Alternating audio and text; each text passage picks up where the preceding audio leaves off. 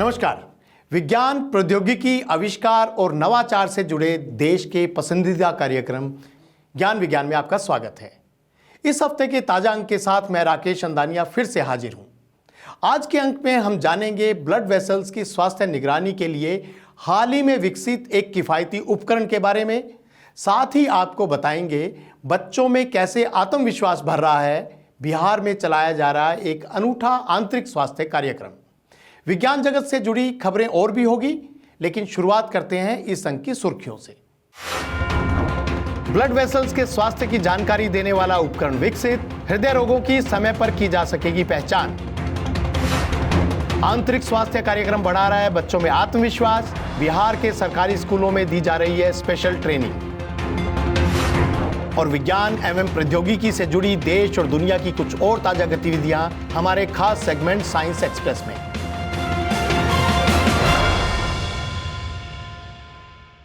और अब खबरें विस्तार से।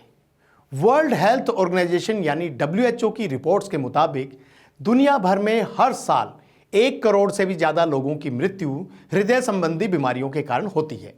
ये बीमारियां ज्यादातर हृदय और ब्लड वेसल्स यानी रक्त वाहिकाओं से जुड़ी होती है, जिनकी समय पर पहचान नहीं हो पाती।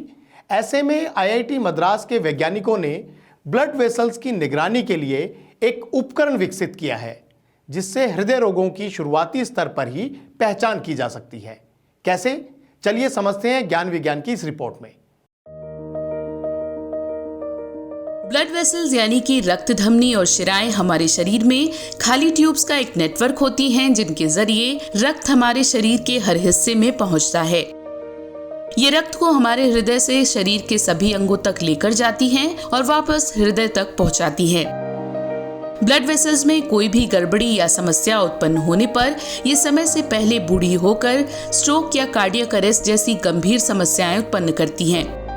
ऐसे में ब्लड वेसल्स के स्वास्थ्य और उम्र का पता लगाने के लिए भारतीय प्रौद्योगिकी संस्थान मद्रास के डॉक्टर जयराज जोसेफ और उनकी टीम ने एक नॉन इन्वेसिव डिवाइस आर्टिसंस विकसित किया है।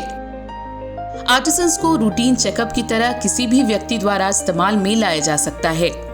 इस डिवाइस के जरिए ब्लड वेसल्स की लगातार निगरानी कर बीमारियों की शुरुआती स्तर पर ही पहचान की जा सकती है। Our work has led to the development of the ArtSense Plus device, which now makes a reliable assessment of vascular aging affordable and accessible, and even possible in a wide range of scenarios, ranging from clinics, hospitals, wellness centers, gyms, or even at home. The ArtSense device is also a very important epidemiological tool which can now be used for large-scale clinical studies as well as field studies, which are important for establishing population-level normograms that are key for advancing the field of vascular screening. Artisans आसानी से इस्तेमाल किए जाने वाला portable device है, जिसमें pressure कफ को ऊपरी भुजाओं और जांघों पर लगाया जाता है। इसके बाद अल्ट्रासाउंड प्रोब को गर्दन की सतह पर लगाया जाता है, जो कैरोटिड आर्टरी की पहचान करता है और वेसल वॉल मोशन को दिखाता है। आर्टिसंस कैरोटिड आर्टरी की कठोरता, एरोटिक पल्स वेव वेलोसिटी और सेंट्रल ब्लड प्रेशर तीनों को एक साथ मापता है। ये तीनों ही हृदय स्वास्थ्य के महत्वपूर्ण संकेतक होते हैं।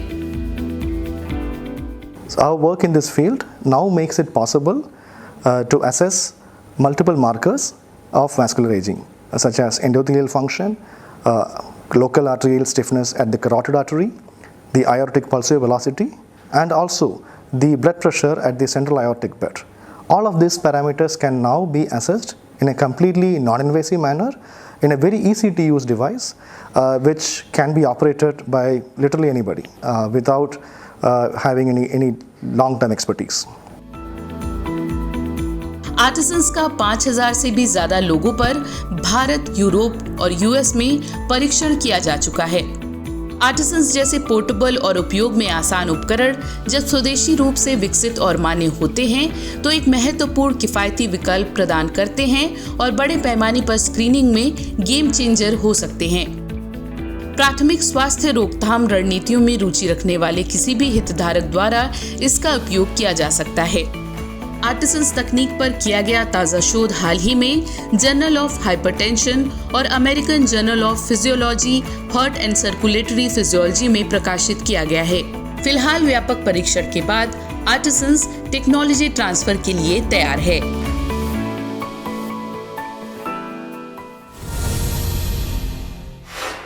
पढ़ाई के साथ साथ अगर बच्चों को मानसिक और शारीरिक रूप से स्वस्थ रहने की भी शिक्षा दी जाए तो उनमें आत्मविश्वास बढ़ता है और वो कठिन परिस्थितियों में भी आसानी से फैसले लेकर अपने सपनों को पूरा कर पाते हैं। गर्ल्स फर्स्ट और यूथ फर्स्ट ऐसे ही ट्रेनिंग प्रोग्राम है जो मानसिक स्वास्थ्य को बेहतर बनाने के लिए बिहार के स्कूलों में चलाए जा रहे हैं। क्या है ये प्रोग्राम और कैसे ये बच्चों में परिवर्तन ला रहे हैं, जानने के लिए देखिए ज्ञान विज्ञान की एक खास रिपोर्ट।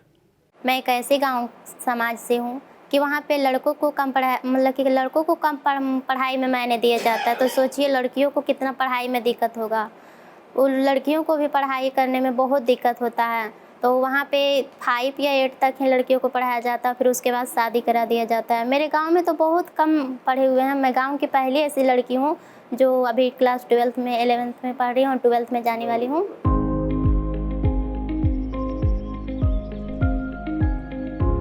युगंती कुमार जैसी अनेक बच्चियों में पढ़ाई जारी रखने का आत्मविश्वास पैदा कर रहा है गर्ल्स फर्स्ट कार्यक्रम, जो कि बिहार के कस्तूरबा गांधी बालिका विद्यालयों में चलाया जा रहा है। 6 महीनों की अवधि वाले इस ट्रेनिंग प्रोग्राम के जरिए ग्रामीण और वंचित वर्ग की उन लड़कियों को सशक्त बनाया जाता है जिनकी समय से पहले शादी कर दी जाती है और उनकी शिक्षा अधूरी रह जाती है। गर्ल्स फर्स्ट प्रोग्राम में ट्रेनिंग द्वारा 12 से 16 वर्ष की आयु वाली लड़कियों को सोशल, इमोशन और कम्युनिकेशन स्किल्स सिखाए जाते हैं, जिससे वे अपने व्यक्तित्व को निखार पाती हैं। समस्या समाधान और संघर्ष समाधान जैसी ट्रेनिंग के माध्यम से उनमें अपने फैसले खुद लेने का आत्मविश्वास बढ़ता है। इसके साथ साथ उन्हें पोषण, प्रजनन, यौन स्वास्थ्य और अनेक बीमारियों के प्रति भी जागरूक किया जाता है। ये जो कार्यक्रम है ये इस पे फोकस करता है कि आप अपने आप को अंदर से कितना मानसिक और भावनात्मक रूप से सुदृढ़ कर पाते हैं, और ये इस चीज़ पे बेस्ड है कि हम सब में जो एक सकारात्मक मनोविज्ञान की बात करें तो कि हम सब में कुछ ऐसे अंदर एसेट्स हैं, स्ट्रेंथ्स हैं, हम सब में वो कैपेसिटी है कि हम खुद को अपने आसपास की चीज़ों में जो हमारे मुश्किलें आती हैं उससे उभर कर और हम कुछ सीख कर आगे बढ़ सकें। गर्ल्स फर्स्ट की तरह ही दूसरा कार्यक्रम यूथ फर्स्ट भी बच्चों में छिपे हुनर और कौशल को निखार कर उन्हें अंदर से बाहर तक एक बेहतर इंसान बनने में मदद करता है। ये कार्यक्रम बिहार के सरकारी मिडिल स्कूल्स की 7वीं और 8वीं कक्षाओं में चलाया जा रहा है।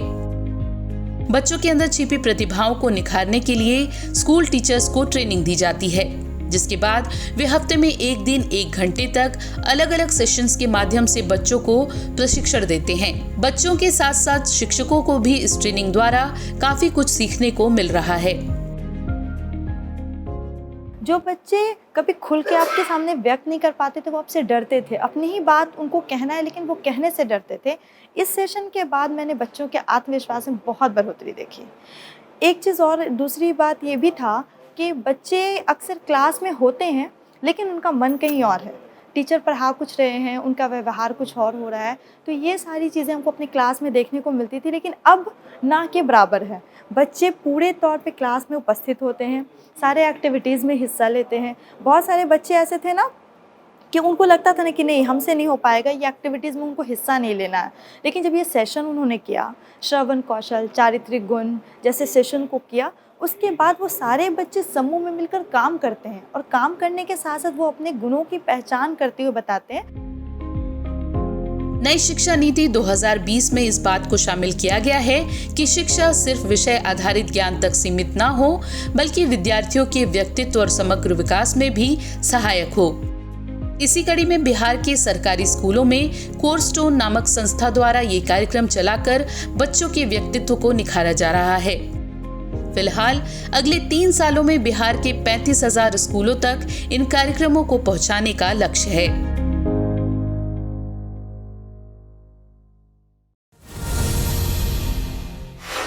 और अब नजर डालते हैं विज्ञान जगत की कुछ और ताजा गतिविधियों पर हमारे खास सेगमेंट साइंस एक्सप्रेस में।